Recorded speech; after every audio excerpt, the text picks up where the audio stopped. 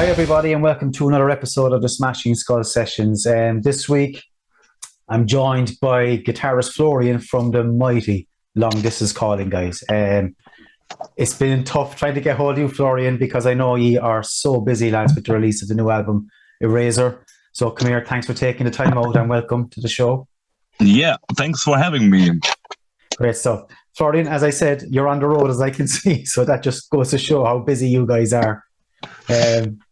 Where are you heading to? Do you mind me asking? Are you going to? I'm actually heading for a rehearsal, but not with LDC, with my second band. And I already let them know I'll be late to the rehearsal, so everything is fine. There's no pressure, no pressure on me. It's okay. So look, I suppose we kick off straight away with the album Eraser. As you probably know or not, I wrote a review on this album. It's I think it's one of the best things you've written in the last 10 years, which is a big statement because everything you release is top drawer, you know. How do you feel about the album a week, 2 weeks into its release? Yeah, I think I have to say I'm really happy how the reactions are so far for the album, because when you record something or when you write something, of course or maybe I can say hopefully you think that the stuff you have just written is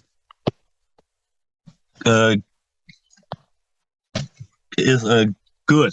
Yeah, but of course it happens all the time that you think it's good, but the people do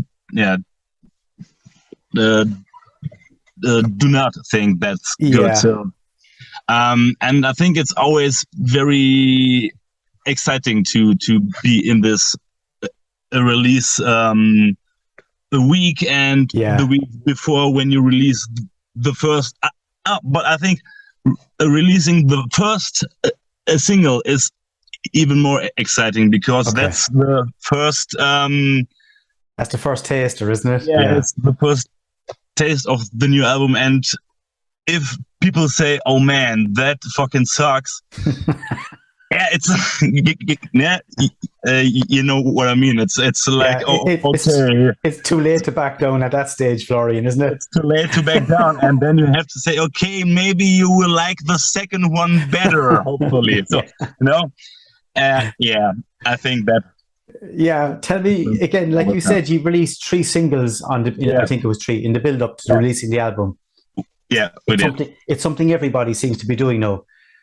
And it wasn't always the case before an album was just dropped and that was it. But now, do you do it just to build the climax and anticipation, or is it for yourselves to get an idea of what people think? Yeah, I think it's 50-50. Yeah. Of course, we want to see how people react to the new song, and of course, we want to build up some sort of bit of anticipation ahead of it all, isn't it? It's all part of it, like. Of course, yeah. And of course, nowadays you have to be online, and you have to be available, and you have to here we are, this is the new song and the new album is coming out on blah blah blah blah blah that date. So like, do you find it tiring, Florian, all the build up and all the social media work you have to do and all the checking Facebook, your Instagrams, answering people? Is it tough going? Yeah, it's I think I'm not that much online, but still away. But still, I think way too much actually, because it's always a bit like okay, I have to see how the people are reacting, and on the other hand, it's like, okay, maybe I should just go offline because there's nothing I can do anyway. So you drive yourself insane if you keep looking at social media, wouldn't you? Exactly. Yeah. So it won't. It won't make it difference actually if I'm online or not. Okay. Fair enough. Now, just going on, the recording of Eraser, like even going back to How Do We Want to Live, that album was just so futuristic and it was so much clarity, but there seems to be a bit more bite and a bit more intent on Eraser. It's a bit, I won't say angry, but there's a bit more, no, there's a vicious side to it. It is, actually, I think so too. And was that, obviously it was intentional? Did you sit down and say, you want to create a fucking heavy record? It was because of the very heavy and serious topic of the album. We knew right away, okay, this one has to be very heavy and And you enjoy that side of it, of the music, the heaviness? Absolutely. I like everything. I like the heavy stuff, and I like the very mellow stuff as well. I don't know how to decide which one is. But I think that's one of the beauties of long distance calling, because you can build something from a mellow 70s Pink Floyd sequence right through to the heaviest of heavy metal, you know what I mean? You have this ability to change it in the space of a track, which is great. So it must be enjoyable for you to write and make music that's so vast. Yeah. And I think that's one of the things I like the most of being in a instrumental progressive or whatsoever band, because you're not limited. It's not like your speed metal. Okay, we are speed metal, so it's not easy to be something else. For example, and we can do, at least we think that we can do very heavy stuff. We can do slow stuff. We can do fast stuff, and we can do very easy stuff, and we can even have some instrument like a saxophone in the song, and it's not like the people are what's this? What is this?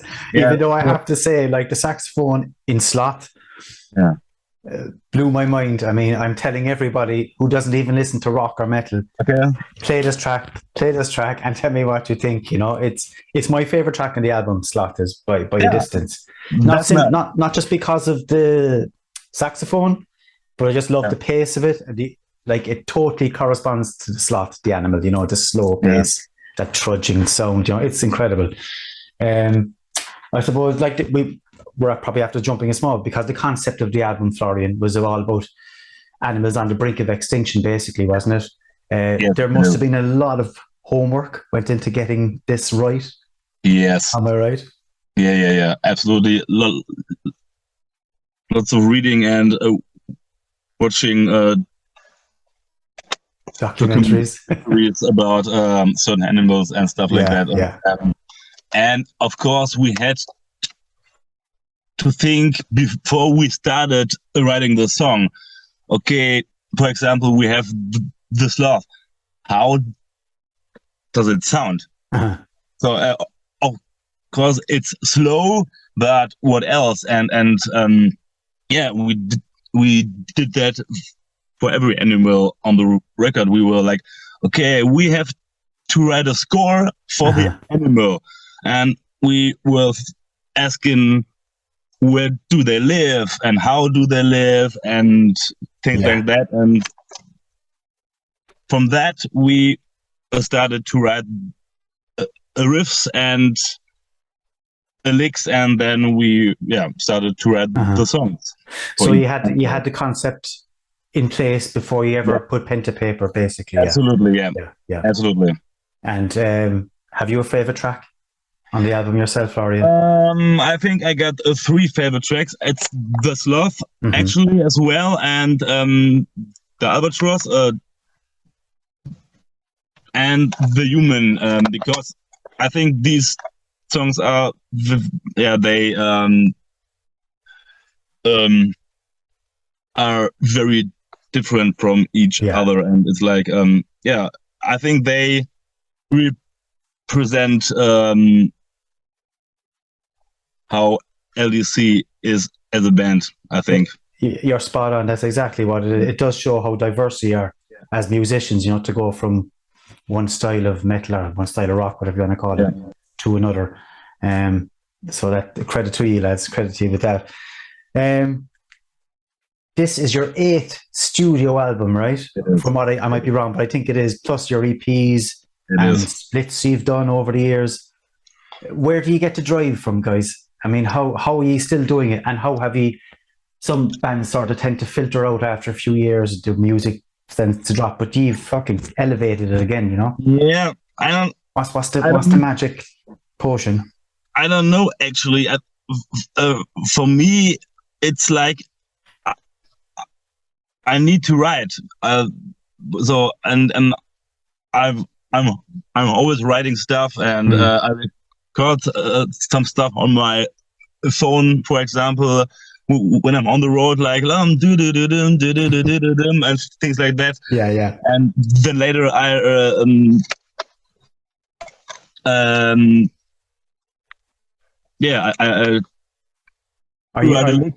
Are you one of these guys? Are you one of these guys so that people looking at the car and see you singing away to yourself, recording riffs and recording? I am totally that madman in the car, totally. And on my,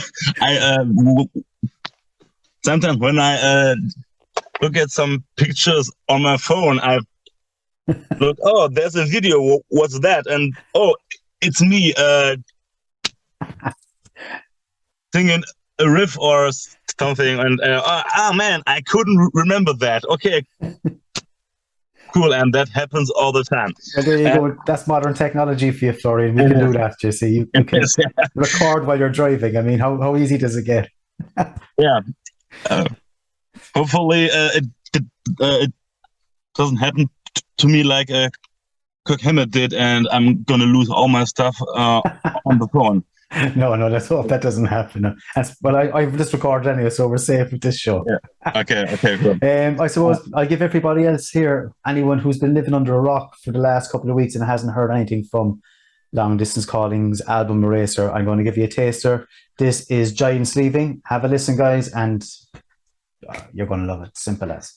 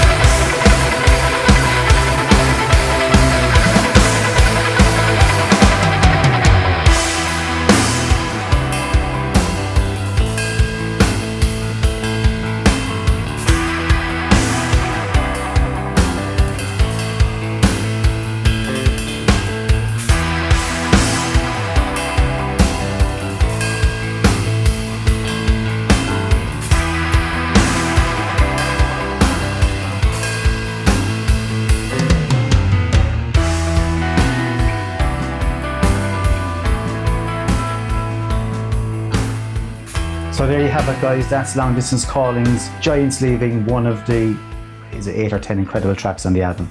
There's not a bad track there. Everybody will have their favourites. I have mine, as I said. Sloth is the one for me at the moment. That could change next week, Florian. Who knows? But that's the beauty of this album. It really is. You know, there's not a weak song in there, and it's a fantastic journey. I suppose I want to talk a bit while I have you. I know we're under a small bit of pressure time wise, but playing live, Florian. That's okay. I saw you at Dunk this year. Yeah. And the energy you had on stage was fucking incredible. You know, everybody was into it. You could see you were enjoying it. So absolutely, yeah. Is live music where you want to be? Do you want to be on stage, or do you prefer the studio? No, absolutely stage, because being on stage and performing to people who are totally into it is, I think, maybe the best thing I ever experienced. Maybe right after having my kid, but yeah, you have to say that, of course. But I'm honest, it is like it is. Okay, yeah, and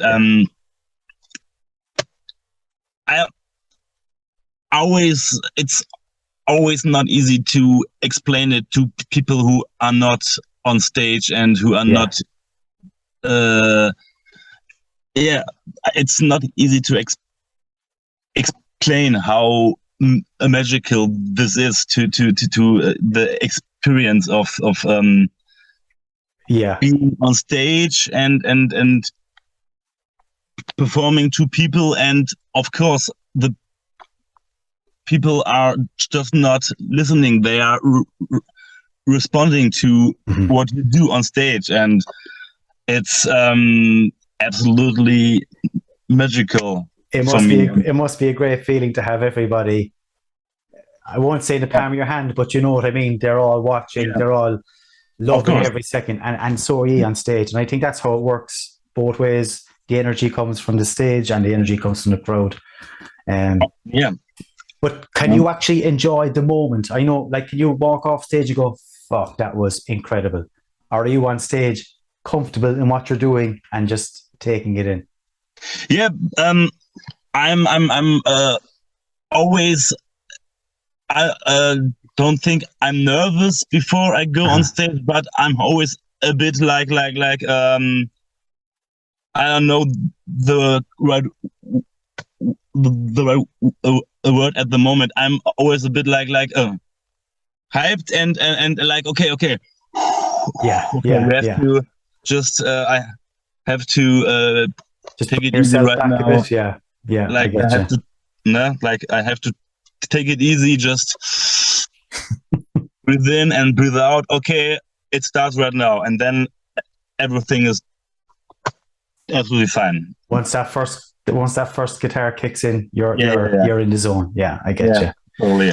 Where are you heading to next tour wise? Have you an extensive tour planned? Yeah, we do. But next year, I think in March, we will start in March touring a lot in Germany, Austria and Switzerland as well. And right after that, there is, I haven't seen the dates so far, but we will be on the road as well in England and Spain, I think, and Italy. So we're gonna be in. Do you enjoy touring? Do you enjoy it?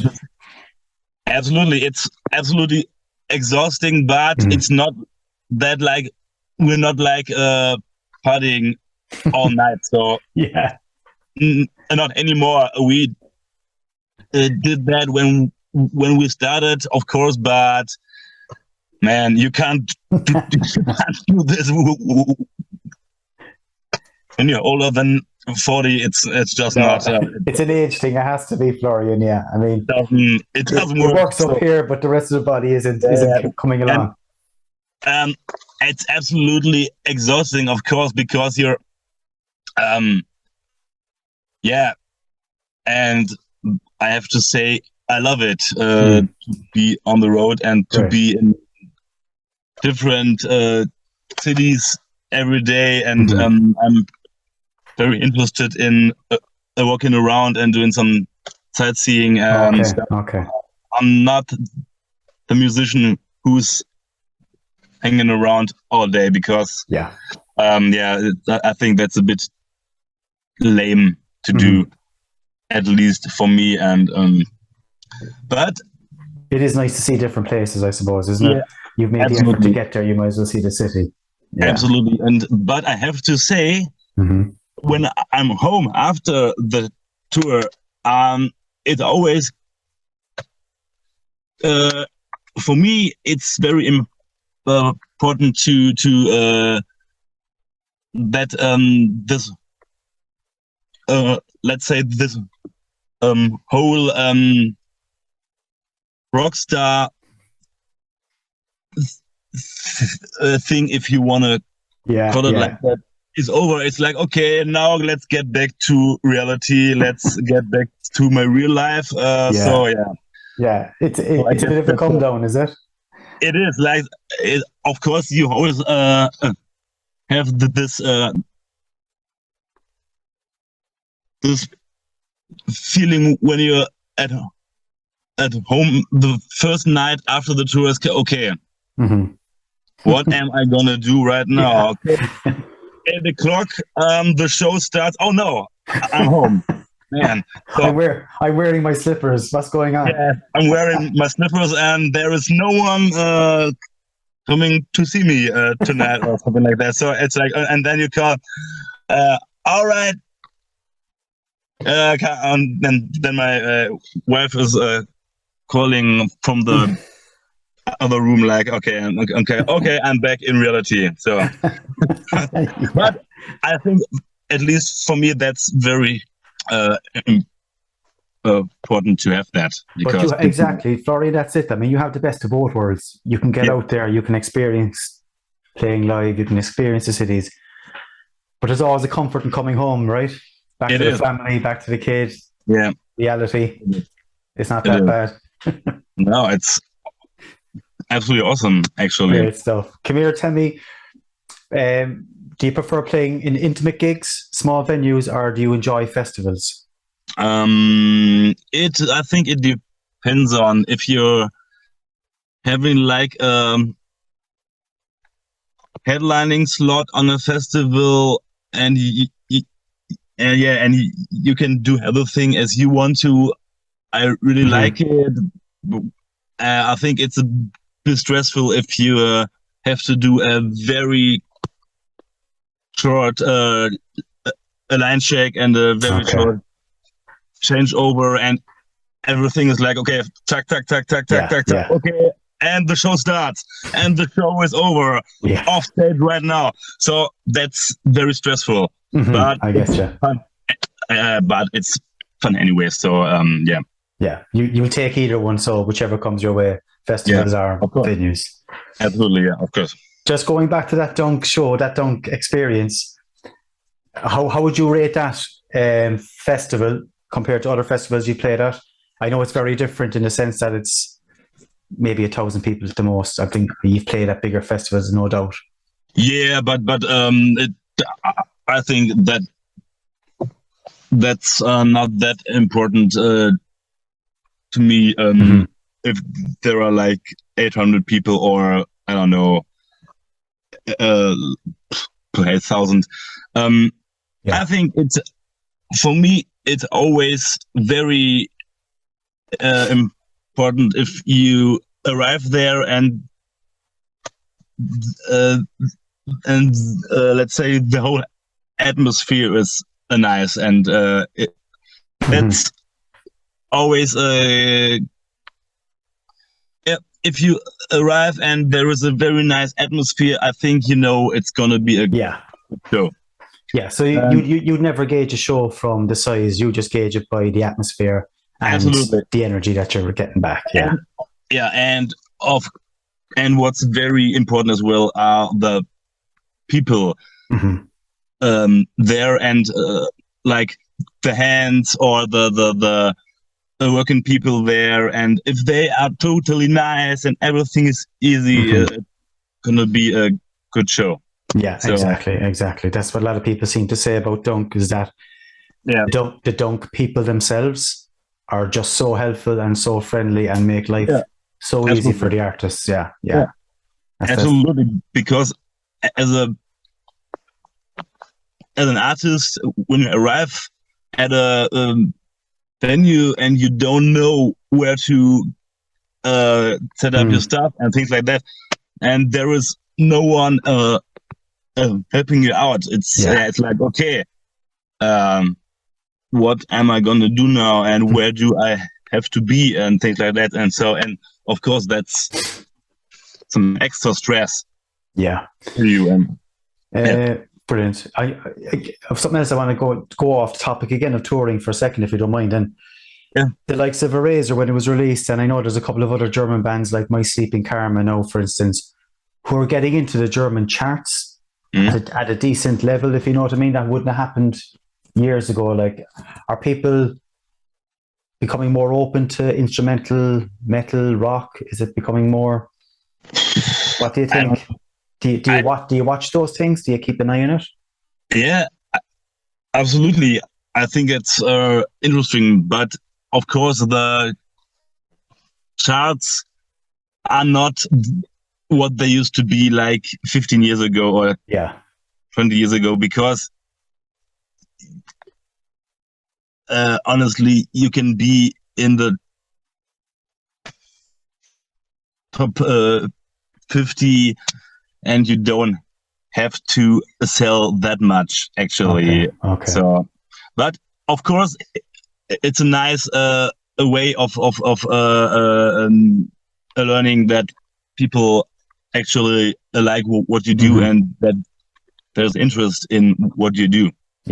And that there are people waiting for the album to be released, and that it's out now, I'm gonna have it right now. So that's a good thing. I think. I mean, where do you stand with the likes of Spotify?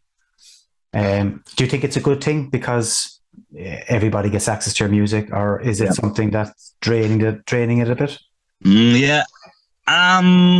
I think it's 50-50 again, because on one hand,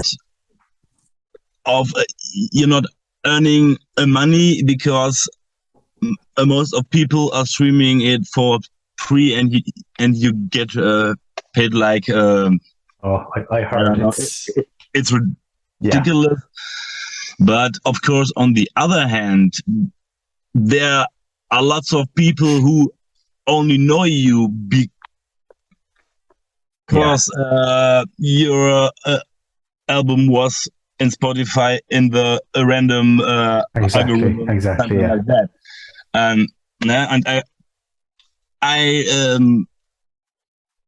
was thinking, if we have a show, like, let's say we have a show with, like, let's say 800 people, and I'm always asking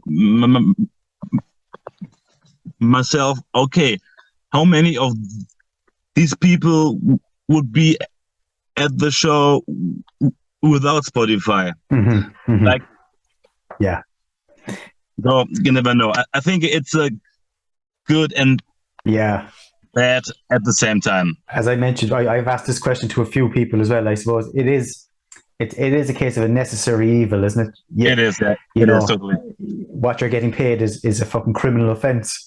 It is. It's totally. Yeah. But again, it is of some benefit to you, like, as a band, and getting your name out there and getting seen and getting heard. I just want to bring a bit of fun into the end of the show, if you don't mind, Florian. I have three questions. I have 3 session questions I ask everybody who comes on. Most people get a few weeks notice. I think I'm going to give you 30 seconds notice. So you'll have to think on your feet or on your seat. I can do that. You can do that, not a bother to you. Tell me, so the first question, if you could walk into a recording studio, and do a cover version of any track, or do your own style on any old track, new track, it doesn't matter, any genre or style. Have you ever thought about it? Is there anything in your mind that you'd like to cover? I'm not that much into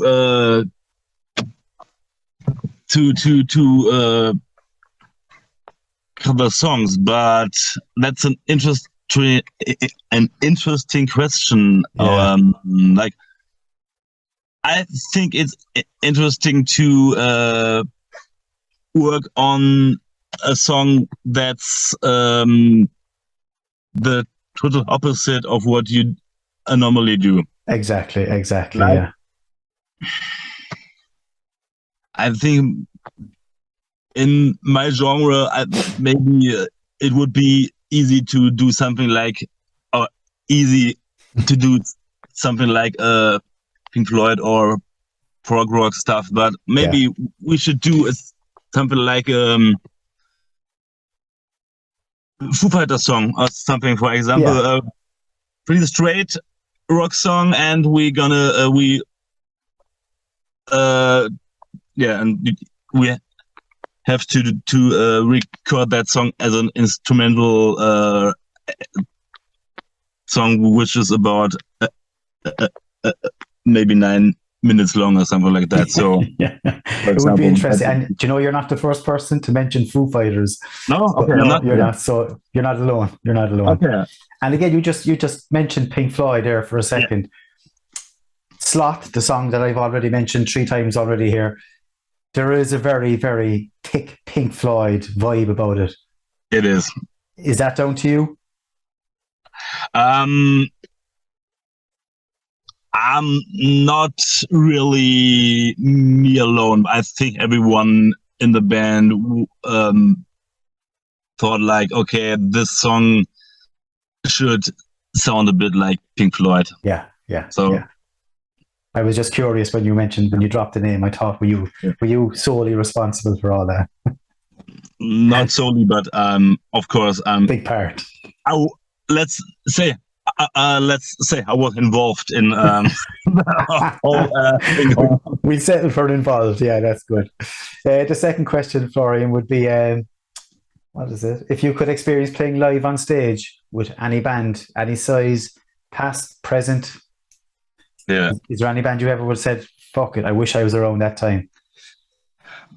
There were actually some bands which I would love to perform with. Of course, Pink Floyd, absolutely, and Led Zeppelin, for example, and even some newer stuff like Amidst, for example, which is, I think, I just watched the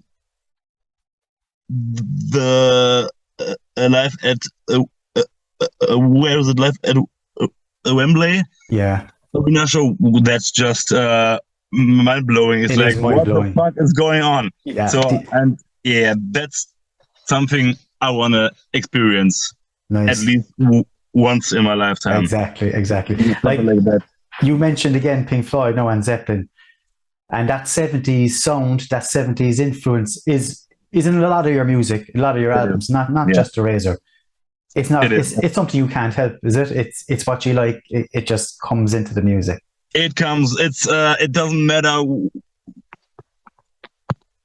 what I it doesn't matter what I write. It's always a bit influenced by the 70s. Absolutely, yeah. There's nothing I can do about it, and it's a good thing. It's a good thing. The music was great back then, like very great back then. I have one more question, Florian, before I let you go, if you don't mind. And it's, what was the last album you listened to before you came on to me this evening?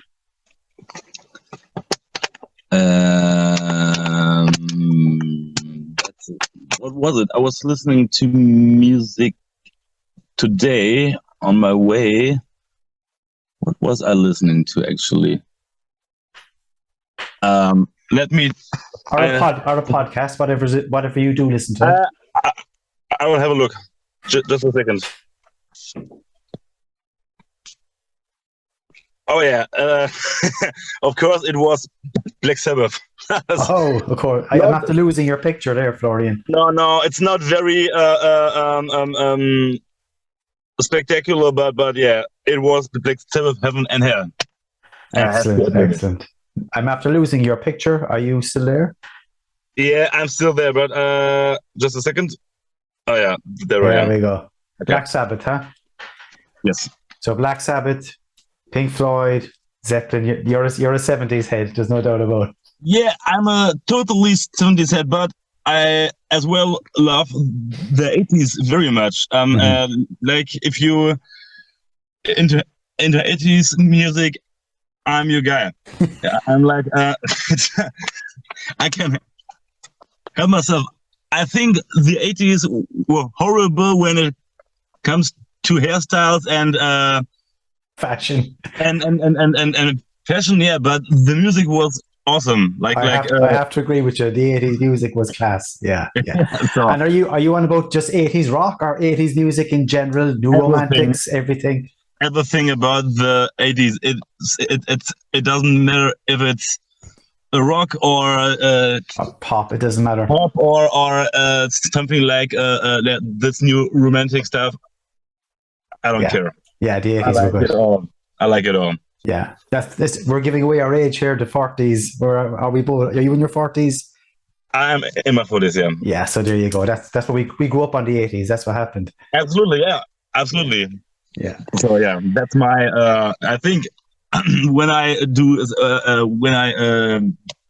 something like a playlist, at least 50% of playlists are songs from the 80s, I think. Yeah. Well, that could have been one of your cover versions. Maybe an 80s track wouldn't go astray. Yeah, that's a pretty good idea, actually. Yeah, I keep my ear out for something. I'm hoping you put something together for us at some stage. Yeah, we will see. We will see, exactly. Florian, all I can say at this stage, man, is thank you so much for coming on the show. Yeah. Like I said, I know it's a hectic 2 weeks for you with the release of the album. It's all right. All that goes with it, all the interviews and podcasts and social media activity that you have to do.